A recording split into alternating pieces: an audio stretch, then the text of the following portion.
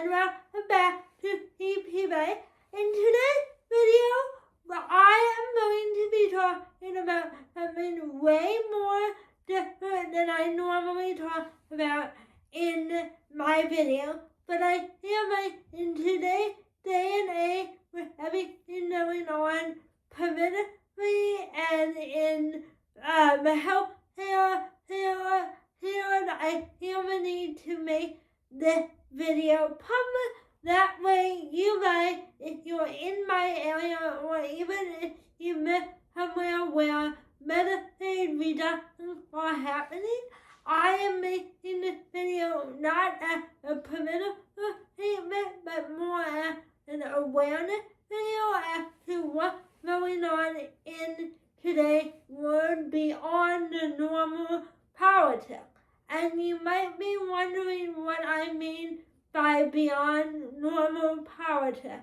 I feel like most people don't, unless you are directly impacted by Medicaid, meaning you have a disabled loved one, you probably don't follow what is going on politically unless it's something like the Border Patrol or who you vote for as president or when the election is coming up. But let me tell you, there are a lot of things hidden behind doors that you probably don't even realize are happening unless you have a disabled loved one related to disability. What does disability democracy look like? It looks like 9 p.m. Zoom calls. It sounds like hundreds of disabled folks and allies fighting for one thing: the right to stay in our homes, to choose our support staff, to live life on our terms, not locked away in a half center.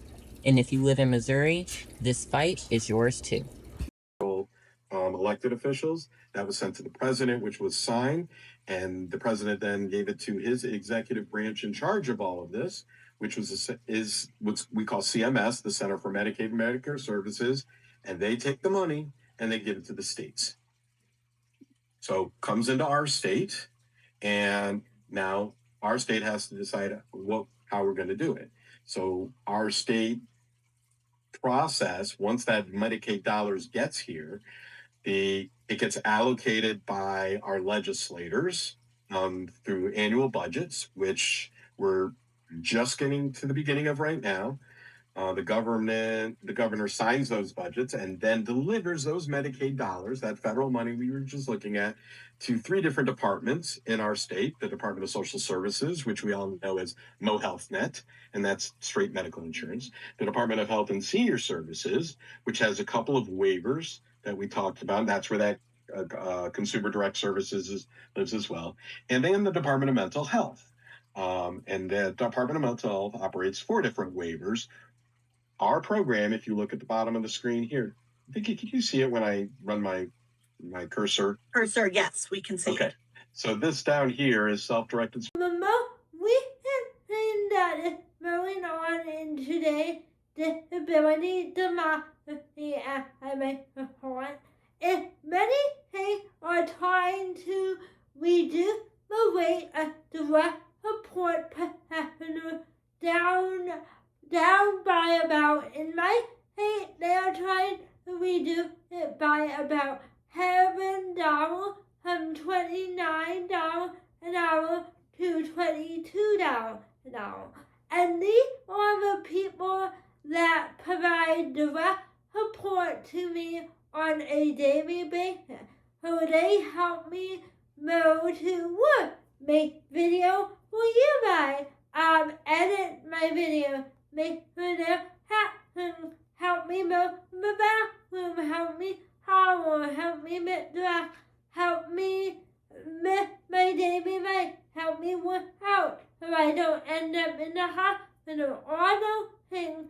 And in today's society, they are trying to reduce the rate of pay that would make it extremely hard for somebody like me to hire and retain my staff. Most of my staff are talented or young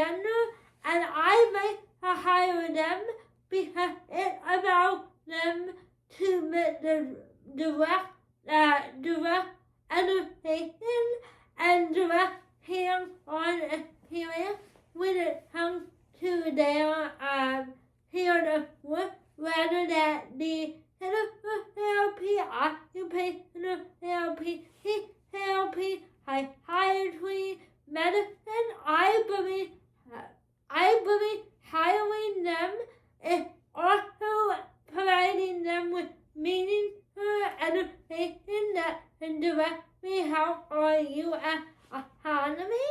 So I also worry that if the pay rate goes down, it'll be hard to retain my support and it will have a direct impact on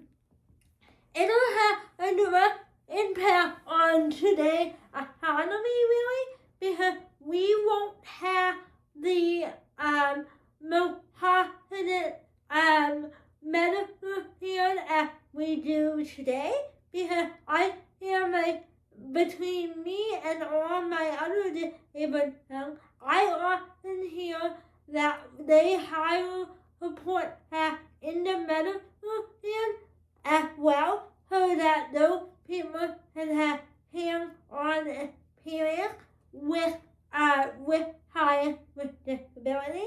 That way, we don't have drastic number of people not knowing physical therapy, occupational therapy, or getting the medical treatment that they need or desire, because they are afraid of what could happen to them because their doctor or therapist doesn't understand what they're going through. And the people in the direct support professional,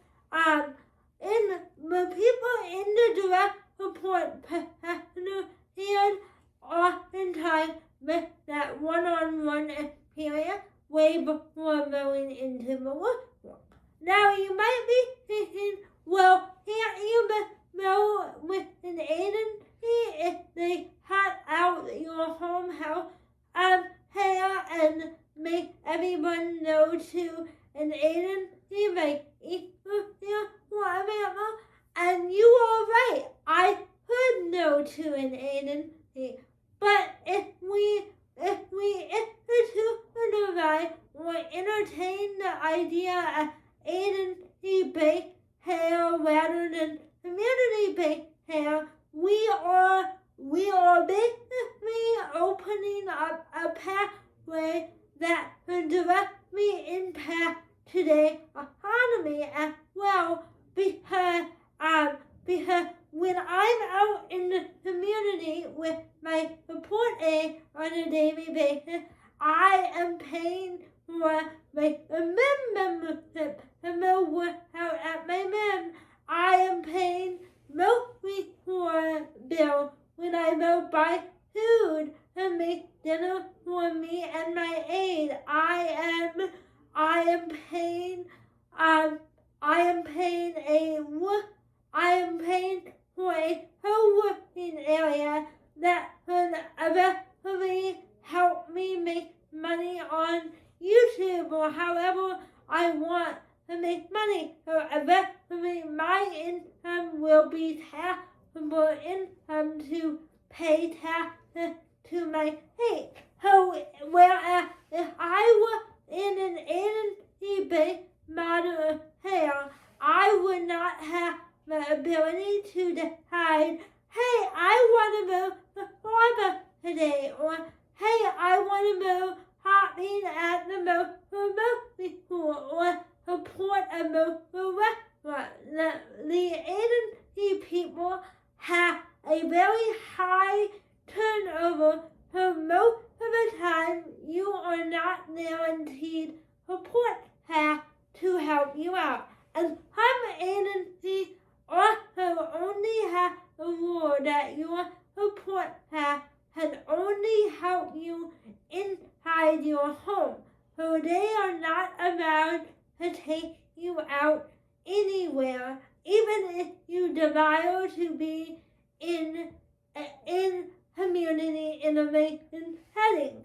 So while agency model or made in another way, I want to remind you guys that community innovation is the best way possible for those with disability because we are in a safe environment.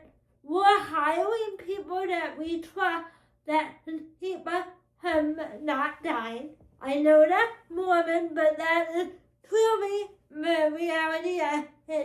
We hire these people. We do the background check.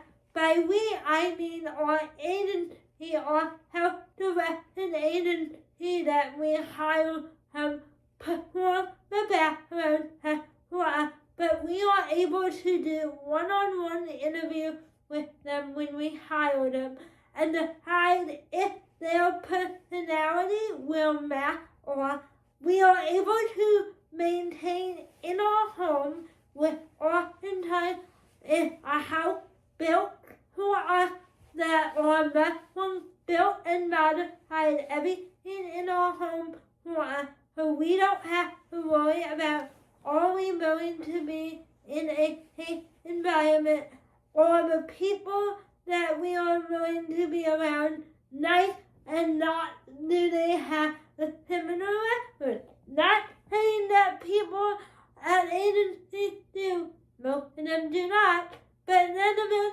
you don't know, and you are inviting a whole can of work if you do an agency rather than self-directed support.